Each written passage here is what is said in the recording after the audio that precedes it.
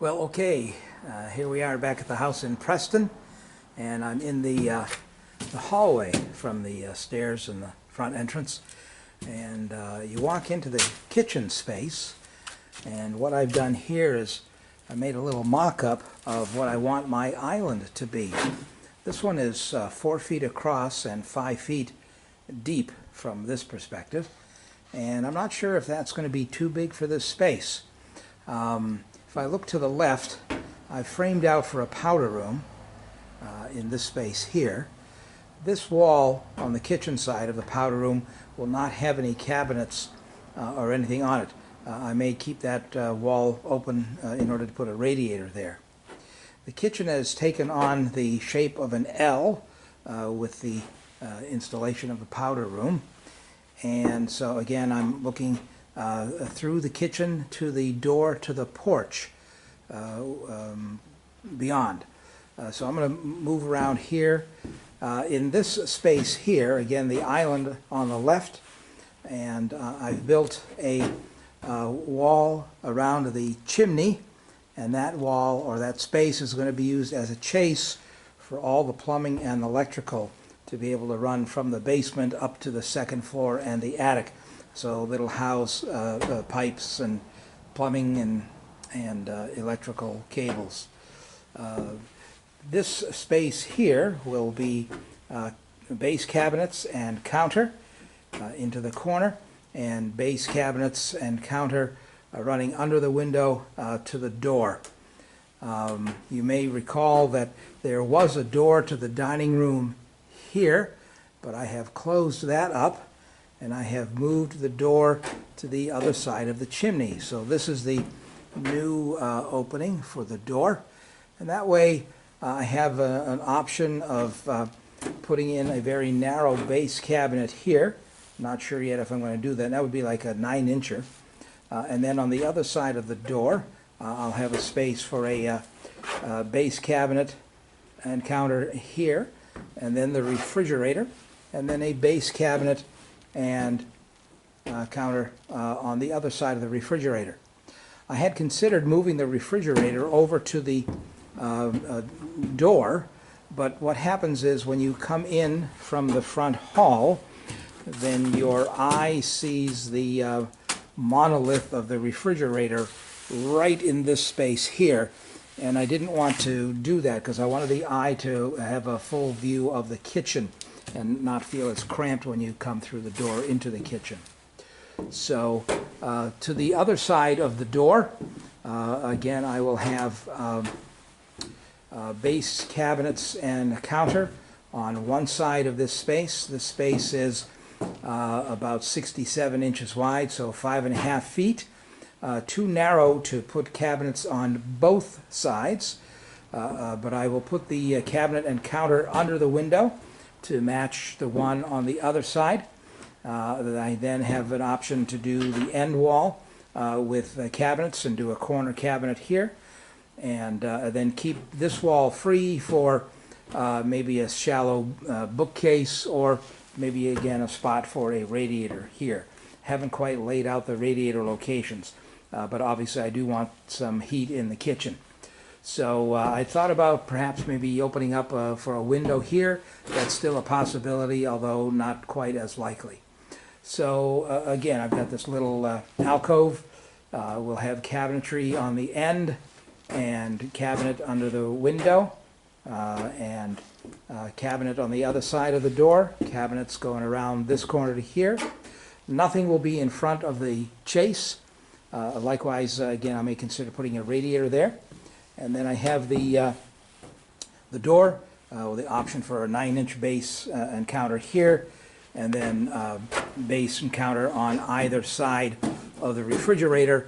And again, that's because I don't want to have the refrigerator all the way next to the door, because that's a visual impairment when you walk into the kitchen from the front hall. I have lowered the ceiling about a foot, so there's going to be a space between the ceiling and the joists above that will allow me to run the plumbing from the upstairs and bring it over to the chase space and then head down to the basement. So this will allow me to put recessed lighting over the island, and that's how that's going to work. So I've mentioned the base cabinets, but also in many locations, such as here, there will be upper cabinets. This wall could also be used for the pantry style cabinets.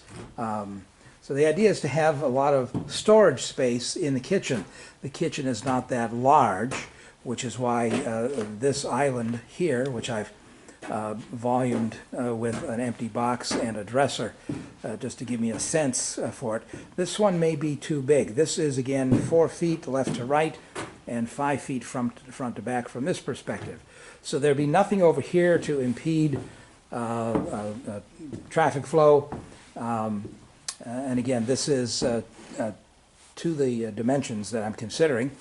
So I have a base cabinet here next to the fridge, so I have more than 3 feet of walk-through space. Likewise, I have more than 3 feet of walk-through space here, and likewise more than 3 feet of walk-through space here. So 3 feet, at least in 2 dimensions, seems to be adequate. But once the space here gets filled up with the base cabinets, it may look a little more cramped, which is why I'm considering reducing this to maybe, instead of 4 by 5, maybe a 3 by 5, or maybe even a 3 by 4. 3 by 4 is 12 square feet. And what I want to do on this side of the island is to put my sink and dishwasher.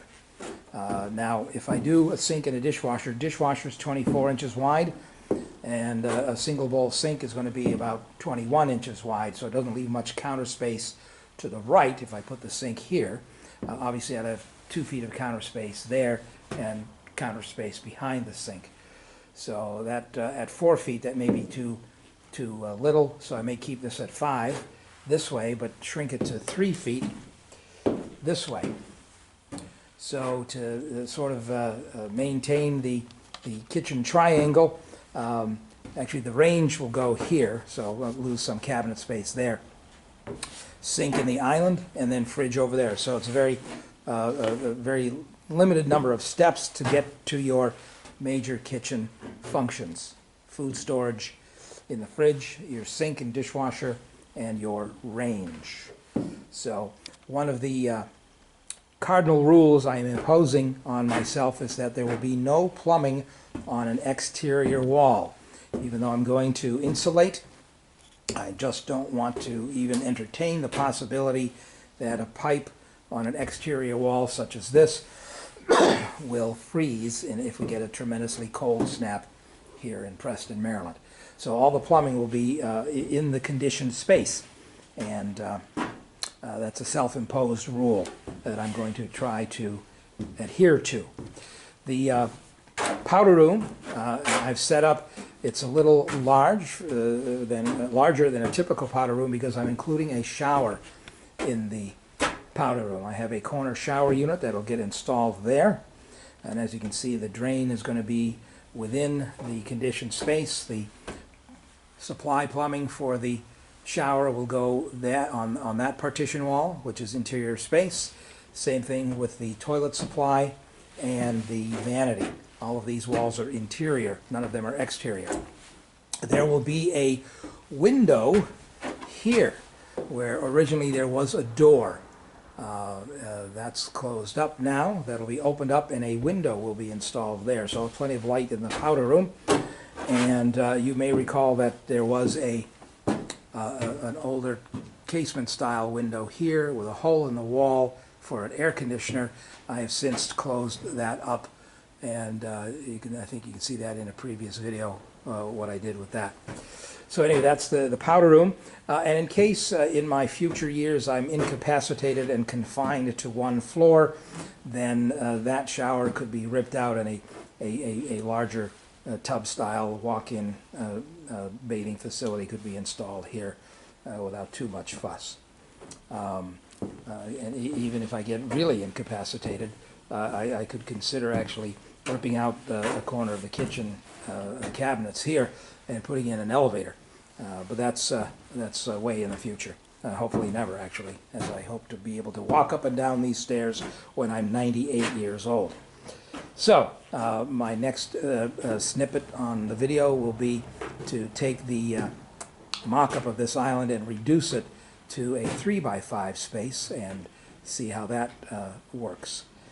Tough to get a really good feel for this while the kitchen cabinets are not in place, but I think I'll ultimately have plenty of storage space in the kitchen, and that's what lots of people want. Again, the house is what it is, so I don't have a 20-foot by 30-foot space with windows all around. The kitchen is going to be a little dark because I've got windows here, but I've got a porch out here. And the porch is nice and bright because it's all windows, obviously for the reasons of how the house is structured and my limited budget. I was just able to put in sliders. Sliders are going to be easier to use than a double hung, so I went with the sliders. But they, in concept, because they have a division in the middle, they're not too far removed from the windows on the porch, which are old, but they're going to be used elsewhere in the house because I like the old style window. It's a 1/1, and again the window jamb and the sill and all that, these will get reused elsewhere in the house. I thought about keeping the tongue and groove that was here, and it's also on the ceiling, but what I'm going to do is, because I have 8 replacement windows that were free, I'm going to use those in this porch area here. So these are not new construction windows. The sliding windows are new construction. They have what they call a nailing flange here. The replacement windows are just that. They're designed to fit within an existing jamb. So here on the old window, this is the existing jamb here, and the window sash runs on the jamb. But the replacement windows are designed to fit within the jamb space, so that would be from here to the corresponding spot on the other side. So I have to reframe the openings when these windows get removed, and then I'll be able to put in the replacement windows and then button the whole porch up. But what I'm going to do, I'll reuse some of this tongue and groove, which is 7 inches wide, to give like a wainscoting effect against this back wall. It'll be at the height of the window, the sliding windows on each wall, and I will continue that around at the same height of when the new windows go in. And above that will be drywall. So it'll be drywall, and the ceiling will be drywall. So that'll, I think, when it's all finished up and painted, it'll be a nice little accent to the porch. I might do a color on this. I'm not sure what, but in any event, that's down the road a bit. The floor, which I have sanded once to remove some of the cupping in the individual boards. Having looked at it at that point, I think the floor, I'll sand it again and refinish it, because I think it will actually be quite serviceable once it gets sanded. I've got a couple of holes in the floor that I have to replace the boards, but that's not that big a deal. A few hours work and that'll take care of that. So the opening here had the original front door, which was removed so that the opening could be centered in the wall. This wall has been completely reframed and a beam put up at the top, so it could be reframed any way I wanted to frame it. But this is the original front door to the house. It was moved to the back in the kitchen by the previous owner, and so I have rehung it, and I will probably use it as it is, since it's a decent width and a decent enough height. So it's a little dark here, but there we go. So again, it's got the doorbell, and so this will make a nice back door. I also have the storm door here was the only door on the porch, but I have another door that I took from the dining room, and it has a screen insert, or I have to make a screen insert for it, but it was designed to have a removable screen insert for the summer and a glass insert for the winter. I will modify that door to fit on the interior of this. So I'll have this storm door on the porch, and then I'll have another door on the porch here as well, an older door. I like the old stuff. You know, they made it well. Has to be taken care of course, but you know, you take care of this stuff, it lasts for centuries. This house is 132 years old, and I hope to set it up so that it'll go for another 132 years, long after I'm gone. But in any event, that's what's going on with the kitchen and powder room structures. And as I say, I'm going to reduce this in size and see how it feels. That's it for now.